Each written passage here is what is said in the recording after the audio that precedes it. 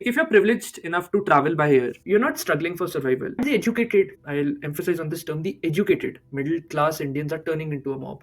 Now, I had read this somewhere that statistically speaking, if you're earning more than 40,000 rupees per month, you're technically in the top 5% of our country. Ideally, these people are spending on an average of 5 to 10,000 out of their spending appetite for one way flight. Already, they are in the top 5% of our country. But the behavior that I saw is they are surrounding the ground staff, shouting, threatening, humiliating people who had zero control over that crisis. They were just, if I use the corporate lingo, customer support people. The people who attack offline are the same people who attack influencers, comedians, creators online without any evidence, without any context, and most importantly, without any self emotional regulation. That what if someone else's mother having any emotional maturity of sorts that we are justifying online bullying and a similar behavior we are doing offline. This is not about Indigo or an online creator. It's just about our emotional immaturity as Indians.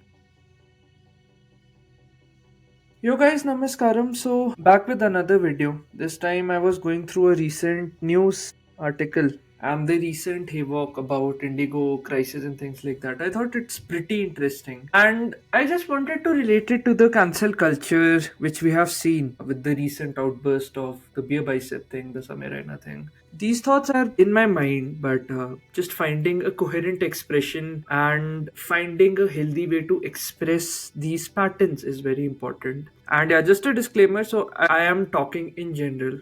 Maybe the type of people you see around you, maybe the patterns you have. This is not an attack to each and every Indian. So just some patterns and becoming more of individual thinkers, because I have seen that the more we become a part of the mob, the easier it is for our exploiters to control us. So, in the last few days, we saw this entire Indigo chaos. Hundreds of flights were cancelled. A lot of people acting very weirdly, shouting at the ground stuff. But there's something more dangerous that is happening, and this really frightened me. That the educated, I'll emphasize on this term, the educated middle class Indians are turning into a mob.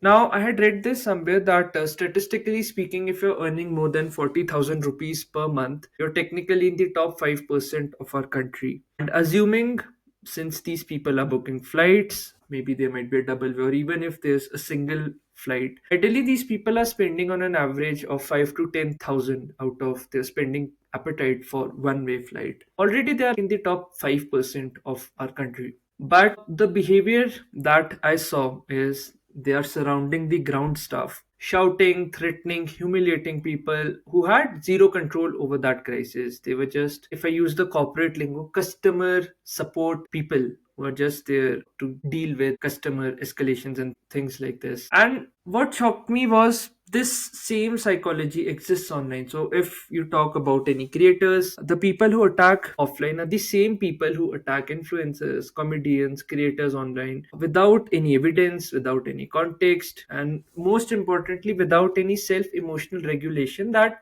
what if someone else's mother, let's say the person whom I am speaking all these words to, like for females, they hear a lot of, you can say, abuses in their comment section and things like that. A lot of our threats. Similarly, with guys, they hear all these things that you're so. So, without having any emotional maturity of sorts, that we are justifying online bullying and a similar behavior we are doing offline. This is not about Indigo or an online creator. It's just about our emotional immaturity as Indians. And being an Indian, we should have the utmost pride of a beautiful republic, because a lot of people have fought for this. Mahatma Gandhi ji, Bhagat Singh ji, and a lot of people who had some fire, some vigor in their heart. When I read their lives, they have fought with the strongest people during their time. And now what we do, we attack the weakest target. And the most funniest part, these people in the airport, I'm just taking the Indigo context, they're not poor. They can afford phones on EMIs, they can buy bikes on EMIs. Then why are they living with this scarcity mindset and acting like this when a crisis have happened? Of course, I'm in no way justifying. Some might have business commitments,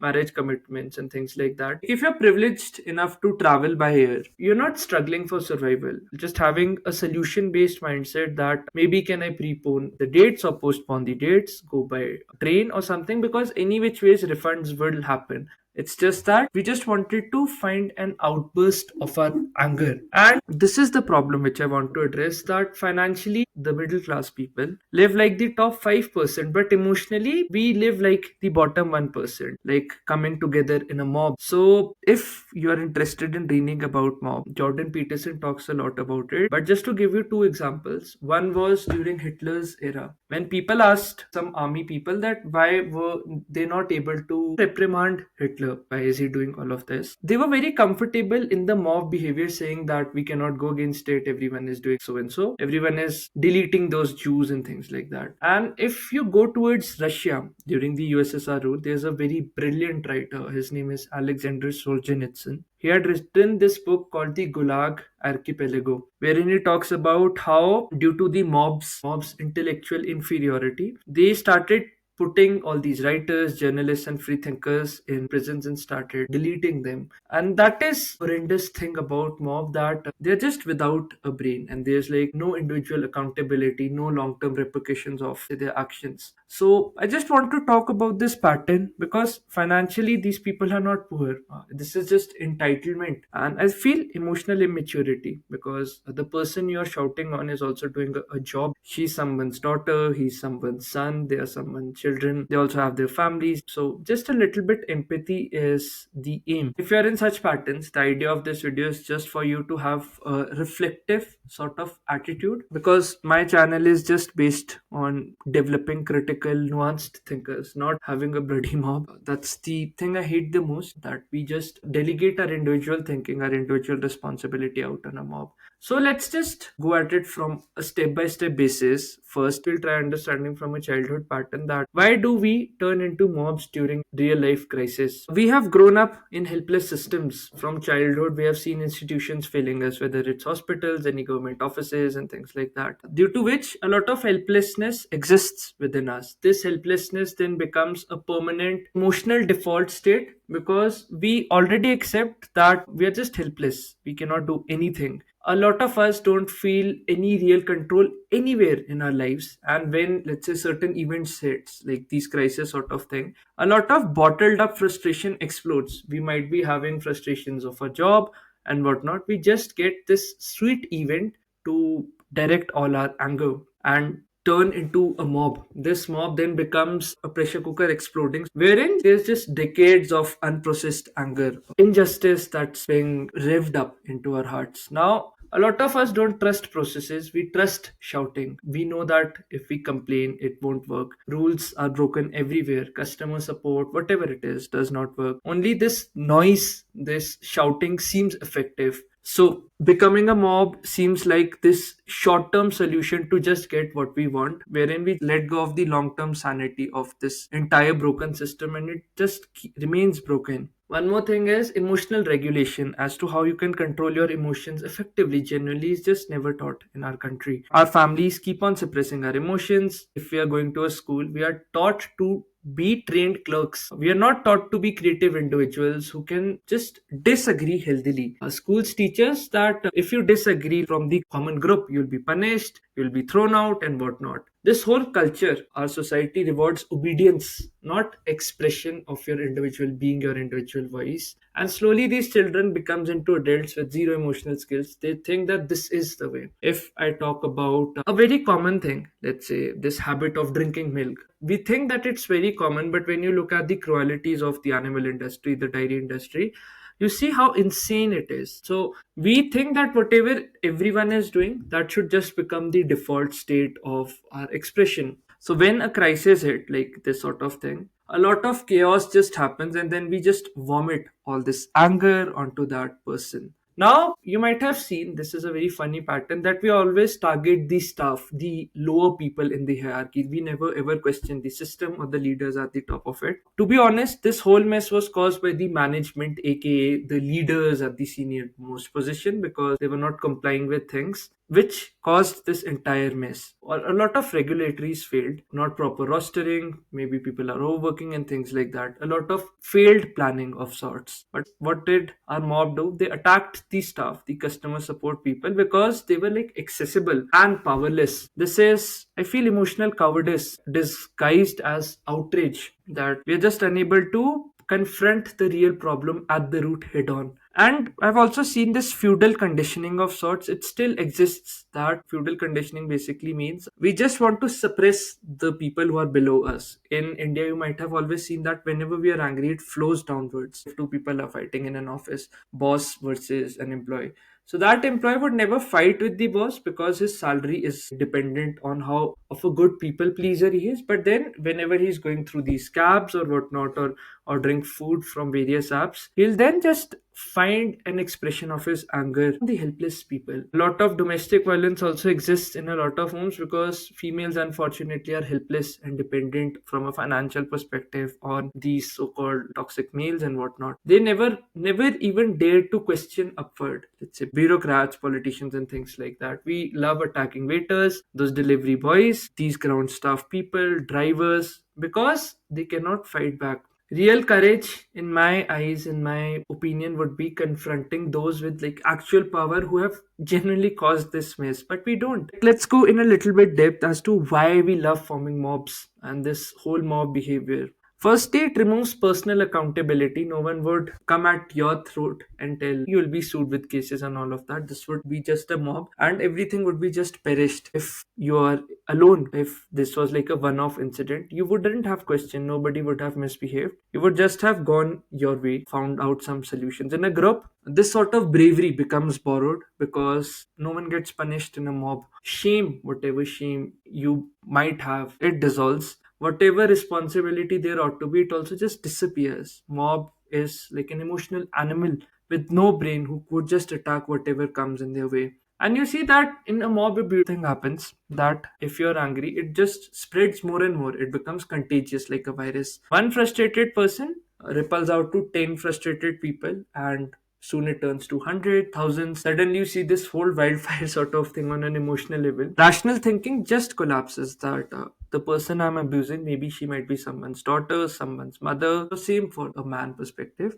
that he might be a son or things like that. You might have also seen in mobs that whoever is the loudest, everyone copies that person. I had also seen a video where a person had removed his shirt and was shouting very loudly, and then everyone started copying that person for some weird reasons. But then everyone becomes this temporary hero in their own head because of a Bollywood scripting, that whatever movies we have, the heroes just shouts and suddenly things are going in an order. This is not how real life works. But every one of us wants to feel like a hero in our heads. And then you see this outrage. It becomes a sweet entertainment for a lot of people. The ones who are in power just laugh at our own stupidity. You might have seen that a lot of people also, if they are in the mob, they start recording thinking that it's a very grand event. They cheer, they react, they enjoy the chaos. This is like a very dark thing, but we enjoy when we see people suffering in front of us. Mob behavior then becomes a theatric sort of thing wherein the goal is just not justice. On the outset, we can say that, okay, we are looking for justice and things like that, but it's just emotional stimulation. You might have seen that a lot of people find fun the longer this mob thing goes on. And I've seen that people unfortunately mistake anger for strength. Shouting means I'm powerful, threatening means I'm in control, dominating staff means I'm a man. But you know what's the true strength? It's remaining calm in chaos and responding with the best of your ability to whatever you can, so that you would not be an animal controlled by the people in power to just be a puppet for them. A person with this sense of being is very fragile. He's not genuinely a person who exudes strength in situations or go haywire, reacting or responding from that place of power. And a classic point, the mob becomes the judge, the jury, and the executioner. Like no evidence, no empathy for the person in front of them, no emotional intelligence, just instant conclusions and punishments. See this, that we are just a failed society if we go into these mobs and then we pretend to be righteous, which feels very weird and very sad. Now, how this exists online. You might have seen a similar pattern had existed during this whole beer biceps Samirana incident. That it's the same mass psychology, the same insecurity, the same helplessness, the same immaturity. I've seen that a lot of people attack influencers in the same way. They attack stuff like without any context, without any evidence, without any rational or critical thinking, without any self-awareness that what are the long-term consequences. Am I justifying bullying and things like that? Like maximum emotional overreaction, the same manifestation we see in the online world. And then you might have seen that let's say from a digital perspective, a lot of people form these groups sort of thing, and they enjoy moral superiority that our group is bigger than this and whatnot. Look how, with woke feminists or any person for that matter, look how woke I am. Look how pure and noble my intentions are, how righteous I am. Again, this becomes a moral performance. We just want to go for short, quick fixes all the time. I've also seen, like with this mob culture, let's say from an online space, they would never attack people with real power. They just only attack public figures. They won't confront any politicians. They won't challenge any institutions. They won't question systems. They won't question their own biases. That, am I being a slave to what this person is expecting me to do? Let's say a comedian, podcaster, a creator, easy target because he's like one of us. We feel jealous that if someone is going ahead of us, we want to curb that person, like a crab mentality of sorts, wherein let's say if a person is going up, we want to bring that person down. This feels very good because they're like no consequences. I feel this is the way of a coward, not courageous person who lives from an abundance mindset that you also win in life, I'll also win. But that just does not exist in our people, unfortunately. If I go to this cancel culture, it becomes an emotional displacement of sorts, wherein the same anger you see, you're angry at life, it's just being displaced at these so-called naive creators because we are frustrated with society, because we are powerless at work, because we don't have courage to sort things genuinely in our life. We'll attack random people either online or offline when such things happen, making us feel that we are temporarily in control. So just like indigo mobs felt powerful screaming at the ground stuff, in a similar way that person feels powerful, that I'm fighting for the right cause and things like that. And you might have seen a very good pattern, a very common pattern, that a lot of people who find joy in being part of a mob, suddenly this behavior becomes an addiction for them because they're like quick dopamine hits. If someone likes their comment, or if someone is like a hero when he's shouting, you see that how much validation he's getting either through his comments on a social level world, or let's say through the people around him that he's fighting for the right cause. There's like a sense of high superiority which we feel, a sense of belongingness to, like let's say the mob, this people, these temporary random people. It becomes an entertainment of sorts, and then you see that people just get addicted to find these weird ways to bring other people down because it fills the emptiness within them. Again, if I come back to our Indian context, we never confront the real source of pain.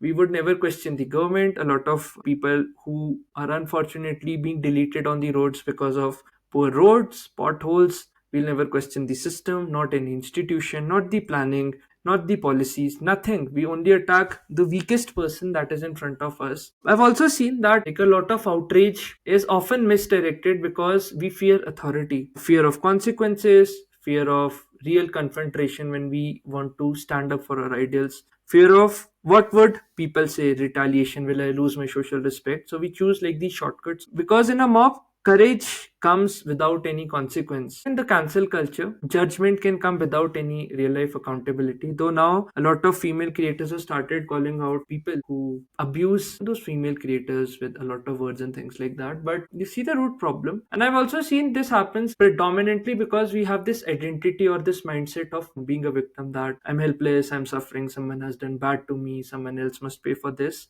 So when a mob attacks, it brings this sense of relief on an emotional level that yeah, now finally I'm standing up for the right things in my life. And on an online platform, these cancel attacks, cancel culture feels like a moral relief that finally I'm bringing that person down to my level. Like how insecure we are within and how crooked we are within, this just goes to tell all of that. It's very interesting reading people when you lead all of this. My point here is not to attack anyone, but just study these patterns and how as people we can maintain genuine strength, cultivate genuine strength. So first of all, please understand that real strength comes from emotional composure, how calm and stoic of a person you are. Anyone can shout, anyone can rage, anyone can join a mob because it's easy. Very few people choose the mindset of being a leader, of being calm, grounded, and rational. The best example is like our forces. You might have seen that a lot of escalations keep on happening between the Chinese and Indians on the border. But it's not like that leader, whoever that officer is, he just does not shouts at them. Let's say when there are confrontations, there's a way he responds to situations in a very stoic and diplomatic way, because there are like a lot of subtle situations that can lead to a war and things like that. So this is what tells you about the true character of a person. If you see that people are very adamant on joining mobs, it just reveals how weak their character is. So my core message of this channel is don't be a crowd, don't become part of a crowd, don't be a mob. Become a person, or a man or a woman for that matter, who stands apart, true to her convictions, and fighting the right battles. Walk away from mobs. It just brings you down to an animalistic level. Think independently. Regulate your emotions. Like, what is stopping you to go into habits of meditations and just sorting out your emotional mess and accruing genuine long-term power in your life? And no matter how angry you may feel, there might be situations, just choose reason. Let's say if you feel that you're being drifted into these mob sort of thing, don't be a reactionary. Choose to become a leader in every situation, no matter how silent it is, whether someone is watching or not, because in the long term, at least you'll know that you were never an idiot being ruled by those people at the top. That's, I feel, that's true leadership, because I've always admired officers, our forces, a lot, because they genuinely show through their actions that what true leadership is. They, for every small escalation, they just don't confront or go into conflicts head on. They just look at on a lot of diplomatic angles. The core message is attack systems, ask for genuine accountability, maybe better governance, maybe transparency, whatever it is. However, you feel that you can demand accountability from that particular system, do it like that. Genuine way would be to just expect responsibility from those in power. Don't humiliate the powerless worker who are just employees like you in a corporate setting of sort. So I feel that a person genuinely grows when he's operating from the right center. Like Arjun also won because he had Sri Krishna in his heart. So I think in a similar way, just having a right center in your heart and probably just acting from that, rather than just having these scripts wherein you can just emotionally vent out all your feelings of anger, is very important. And please understand that whenever you are having this will to outrage, it is weakness, because someone else is making their narrative run through you. Genuine emotional discipline, the ability to think independently from your own understanding, is genuine power. I feel if you read a lot of great people of the world and a lot of people who have contributed a lot of value in this world, they have always remained calm in chaos. Even if I take the example of Mahatma Gandhi ji, he had this strategy and he was always acting out of the strength of calmness. So when he went into that roundtable conference, he acted from power and a lot of people were just fearful of him. I think that's a very good example to model that how we can just act from power in each and every situation to the best of our ability. I know sometimes slip up happen, but don't let it become your default state. We must become men who act, think, and rise above the mob, not people who just react compulsively and follow any person for that matter in a herd sort of thing. So I think probably becoming people with an abundance mindset, that whatever it is, there's just an abundance sort of thing. Let's say even in this situation, I know there might be certain situations, business deals and whatnot, but there are like always solutions to it. Let's say if you were the only person with which it might have happened, how would you have responded then to the same situation? So that's a good key takeaway. And please understand that as Indians, I think we hold a lot of responsibility towards our nation. We want to be people who build this genuine character sort of thing, become genuine men who can just protect people who are weak and give them strength through our own example. So we don't need outrage, we need more critically sharp individual thinkers who can just think before reacting, going into this mob behavior, mob justice sort of thing. Because then we would just be acting from the same psychology when others ruled us. Because if I go back to our history from a Britisher point of view, they had just hired Indians to delete Indians, whoever were protesting against them. So we just don't want to fight among us. Probably just having a little bit of empathy can help go one long ways. Always choosing integrity of our own character rather than becoming a servant who is acting on an impulse of someone else's narrative. Because if we want to genuinely change society, it starts by changing our own emotional behavior. And if the top 5% of a country, generally speaking, let's say we're into these flights, these certain type of people are acting like this, what can we expect from a lot of, let's say, uneducated people? So I think that's high time we just start changing our behaviors. And if you're seeing this video, probably what would be your insights from this video? Critiques would you have? I know practical realities differ a lot. isn't it best that the heart of a youth or the heart of a person who is youthful is always just focused on creating positive, genuine value and betterment in the world? So those were like my 2 to 3 cents on this whole incident. Let me know what you feel about it. And if you want, which will help, I do conduct these reflective sessions. You can just book a call with me. I'll send you the details. You can either go to my email or go to my website. Either me or someone else would reach out to you. Anyhow, you stay awesome. Please become an individual, critical, nuanced thinker, not a person who is in a mob who can always be controlled like a puppet. So this was my video. Do write in the comment section your learnings, what weaknesses you have broken. And until then, stay awesome. This is Debu Ki Dastak. I'll catch you in the next video. Cheers and bye.